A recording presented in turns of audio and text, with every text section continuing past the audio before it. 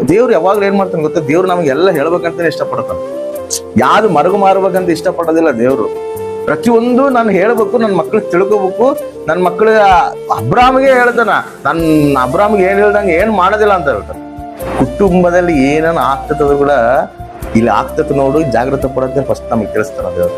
ಯಾವಾಗ ತಿಳಿಸ್ತಾನೆ ಗೊತ್ತಾ, ನಾವು ಅದಕ್ಕೆ ಸನ್ನಿಹಿತರಾಗಿದ್ದಾಗ, ನಾವು ಆ ರೀತಿ ಹತ್ತಿರವಾಗಿದ್ದಾಗ, ಮುಂದೆ ಬರುವಂಥದನ್ನ ಅಪಾಯನ ದೇವರು ನಮ್ಗೆ ತಿಳಿಸಿ ತಪ್ಪಿಸ್ತಾನೆ.